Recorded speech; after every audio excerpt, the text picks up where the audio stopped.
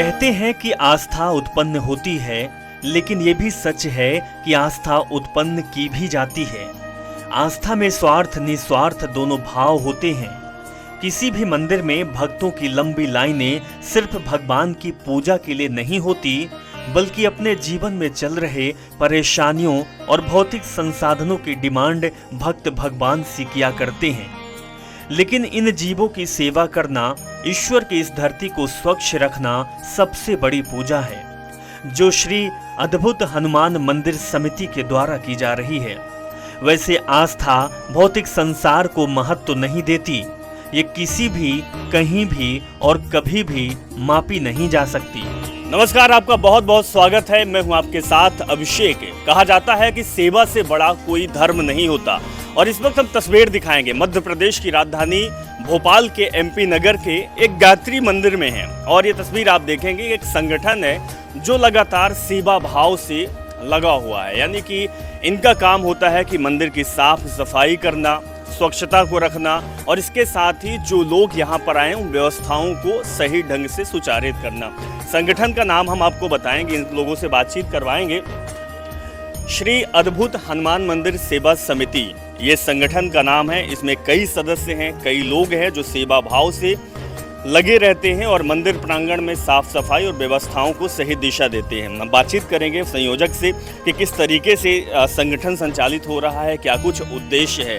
ये संगठन हमारा समिति है श्री अद्भुत हनुमान मंदिर सेवा समिति, राजहंस कॉलोनी पुलार रोड भोपाल में है।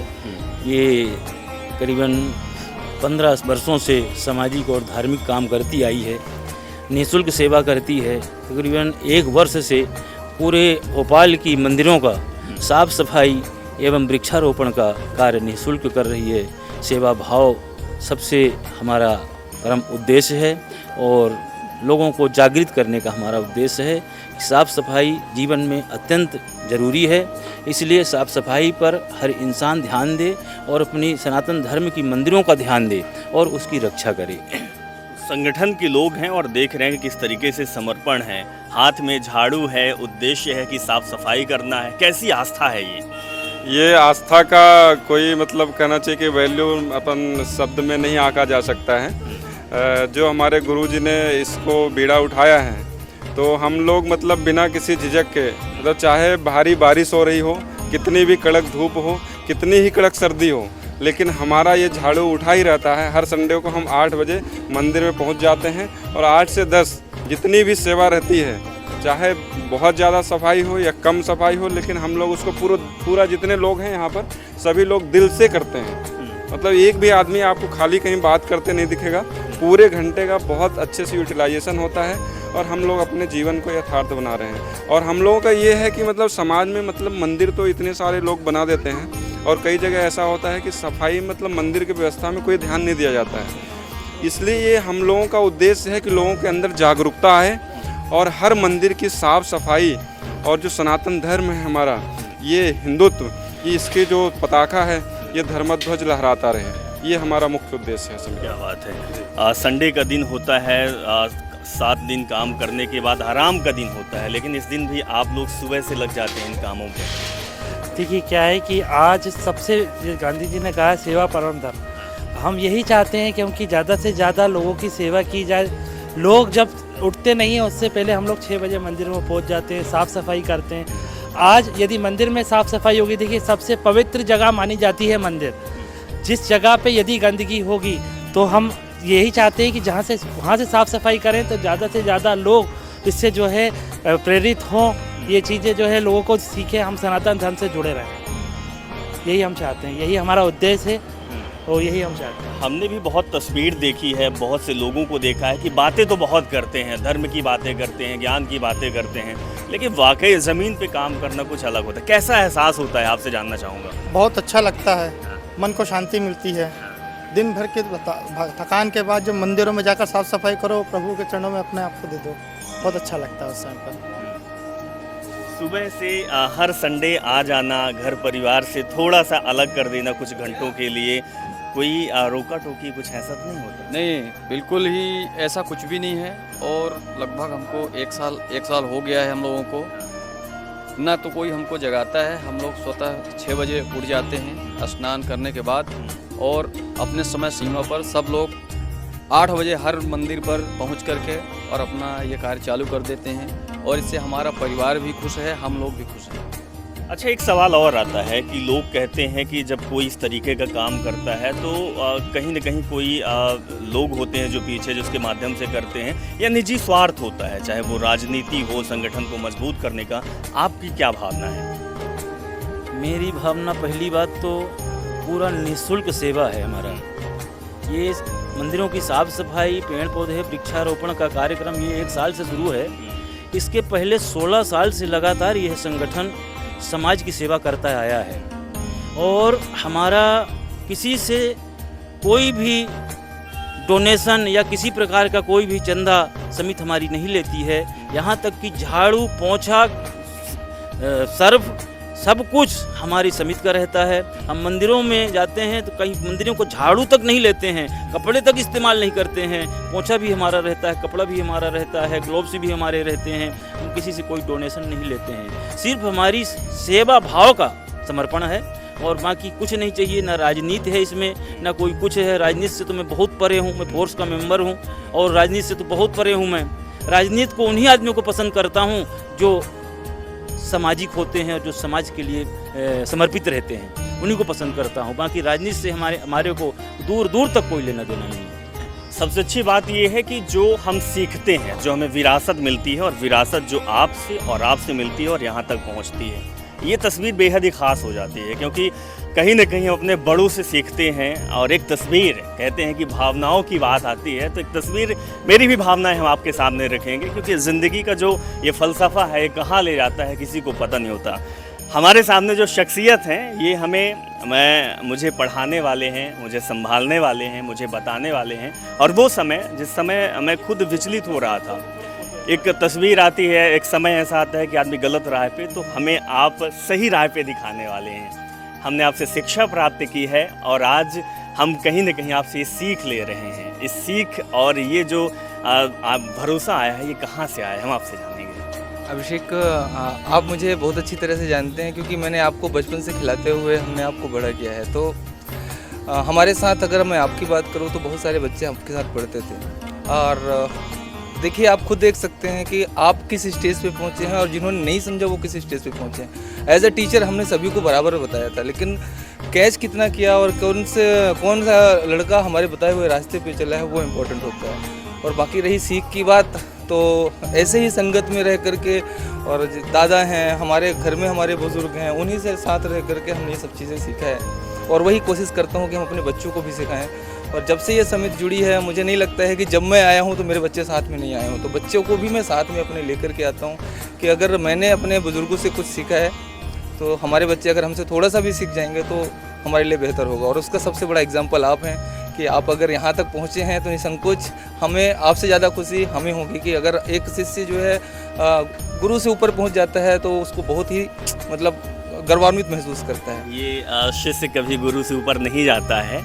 नहीं, सच बोल रहे हो आप, लेकिन हम कितना भी चाहेंगे, लेकिन आपका प्रकाश जो है अप्रतिम है। और मुझे ऐसा नहीं लगता है कि अगर आपके पास जो प्रकाश है वो मेरा ही है, पर लेकिन आपके जरिए जा रहा है तो उससे ज़्यादा खुशी हमारे लिए कुछ भी नहीं है। ये बड़ी अच्छी शिक्षा दे रहे हैं आप कहीं न कहीं लोगों को। दूर क्यों जा रहे हैं, पास में। बहुत अच्छा लगता है सर।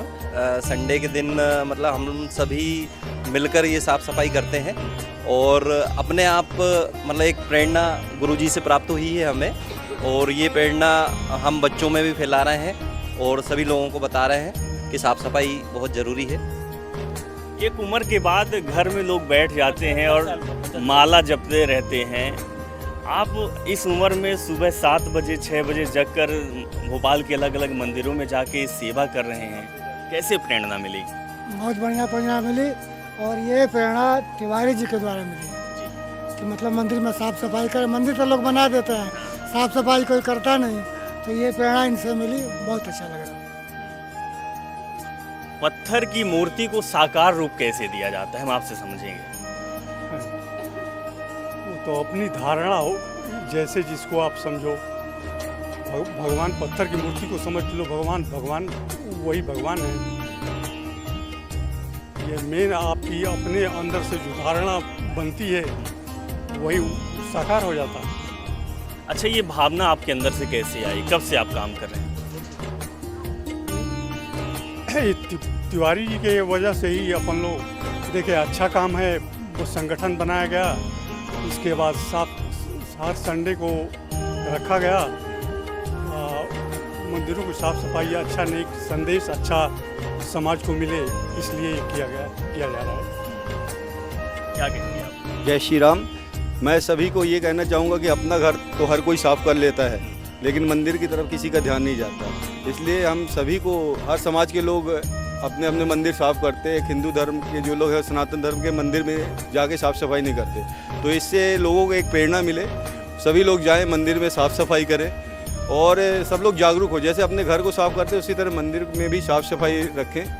ये बहुत बड़ी हम लोग के सनातन धर्म के लिए बात है कि हमारे मंदिर गंदे रहते हैं, हमारा घर साफ रहता है। हर धर्म के मंदिर, जैसे सिख हो गए, ईसाई हो गए, मुस्लिम हो गए, सब अपना अपना मंदिर साफ कर रखते हैं, लेकिन अपना हिंदू धर्म इस बात में अभी पीछे है। मैं चाहूँगा कि मीडिया के माध्यम से ये मैसेज सबको जाए और सब लोग जैसे हर समाज के लोग करते अपना सनातन धर्म, हिंदू धर्म करें। जय श्री राम। होगा, क्या कहेंगे आप? स्वच्छता देव शक्तियों को बड़ी प्रिय है और ये स्वच्छता अभियान जो श्री अद्भुत हनुमान मंदिर सेवा समिति के द्वारा चला जा रहा है, ये अद्वितीय है। और ये जहाँ जाते हैं, हर रविवार को जिस मंदिर में जाते हैं वहाँ पर ये साफ सफाई करके मंदिरों को स्वच्छ कर देते हैं। यदि इसी प्रकार का जो कार्य हर संस्था करने लग जाए तो भारत देश स्वच्छ होने में देर नहीं लगेगी। यह अद्भुत कार्य है, इसकी मैं सराहना करता हूँ और इसकी पूरी समिति के सदस्यों को बहुत बहुत धन्यवाद देता हूँ। क्या कहेंगे? समिति हनुमान मंदिर सेवा समिति यहाँ पहुँची हुई है, हर मंदिरों में अपनी सेवा दे रही है, आज गायत्री पीठ पहुँची हुई है। जैसे कि हमारी हनुमान मंदिर की सेवा समिति यहाँ पर आई है, तो परम पूज्य गुरुदेव ने कहा है कि अध्यात्म की प्रथम सीढ़ी स्वच्छता होती है और उन्होंने 3 सूत्र दिए हैं: साधना, संयम और सेवा। तो व्यक्ति यदि साधना भी कर रहा है, अपने आप में संयम भी कर रहा है, लेकिन तीसरा चरण जो सेवा का है, वो सेवा सबसे महत्वपूर्ण होती है। उपासना, साधना, आराधना। हमारे ऋषियों ने भी सेवा को महत्व दिया है, स्वच्छता को महत्व दिया है, समाज सेवा को महत्व दिया है। तो निश्चित रूप से आज हमारी जो हनुमान मंदिर की सेवा समिति आई है, उन्हें संदेश दिया है कि धर्म के साथ सेवा को हमको जोड़ कर रखना चाहिए। और जितने भी हमारे मंदिर हैं, जहाँ भी हमारे पूजा स्थल है, वहाँ पर जाना चाहिए। इस रूप में यहाँ गायत्री शक्तिपीठ पर पधारे हैं, उनका बहुत बहुत स्वागत है। और इससे एक अन्य जो संस्था है, धार्मिक संस्था है, वो प्रेरणा लेगी और इस प्रेरणा के माध्यम से पूरा हमारा शहर स्वच्छता अभियान में प्रथम आएगा। धन्यवाद। ये बहुत अच्छी सीख है कि समिति जिस तरीके से काम कर रही है, लेकिन कहीं न कहीं ये लोगों को भी सीख मिल रही है, विरासत दे रहे हैं आप लोग।